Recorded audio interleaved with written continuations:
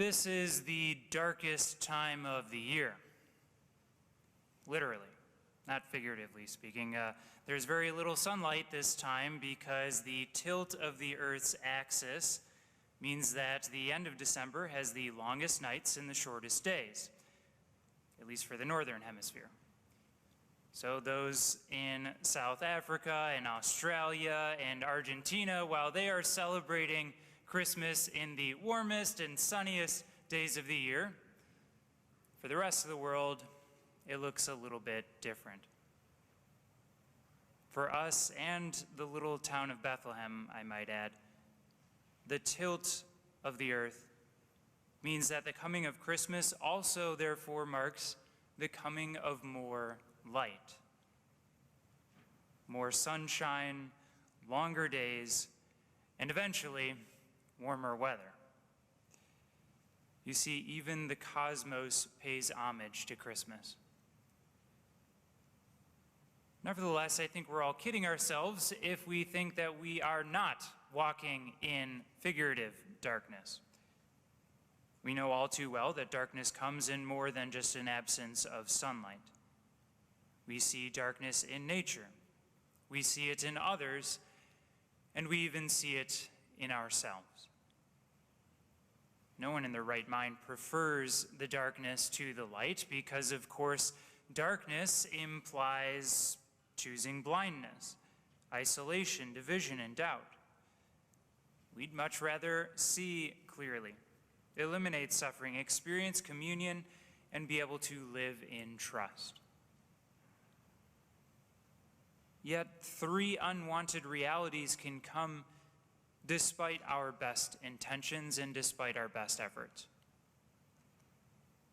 One, that we contribute to the darkness ourselves. Two, darkness comes into our lives whether we choose it or not, whether we invite it or not, whether we want it or not. And three, we can even come to the point of resigning ourselves to the darkness, being so deeply submerged in it that we can feel like it's hard to imagine anything else.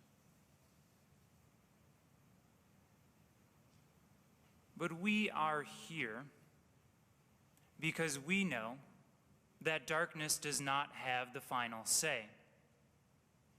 The people who walked in darkness have seen a great light. The coming of Jesus Christ changes everything. Whereas alone we would continue stumbling through the darkness, the light of the world has come. He can cleanse us of evil and put the timeless into our hearts. He gives us a clear vision and draws us to himself. His name is God Hero, and his dominion is without end. For those who are willing to accept it, God does not lie dormant. He never has, and he never will. The very beat of our hearts and the air that we breathe is proof of this. Not because we don't know how to explain these things, we do, of course, but the very fact that they continue to exist at all is a sign that our Father loves us, that he sustains these things, sustains us in existence at each and every moment. Realize, my friends, that as we acknowledge the darkness around us, we need not be afraid. We always have cause for joy, and we always have cause for hope if only we have Christmas. For in Christmas, God has shown his face, and his face is love that is willing to dwell with us, to suffer with us, and even to die with us. We are worthy of his precious blood, and he comes to enlighten our darkness. Sure, we will still sin, but we know that God can make saints out of sinners who repent.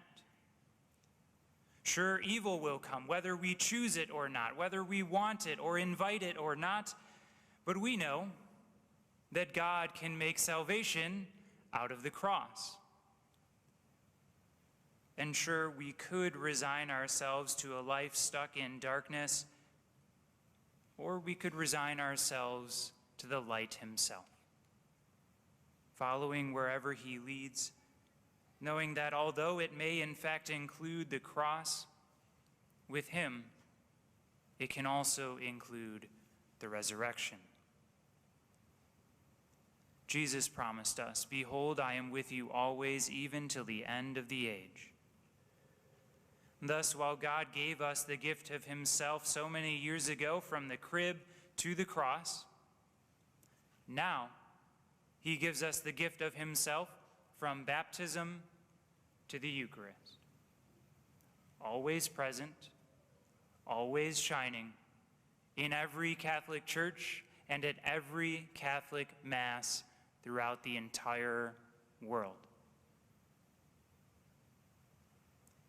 Even if this were the darkest time of the year, figuratively speaking, we know that, like our very planet, when we allow our lives to tilt or to bow before our God, it can mean that the coming of Christmas also means the coming of more light. Therefore, give yourselves to Jesus this Christmas, because once again, the light gives himself to you.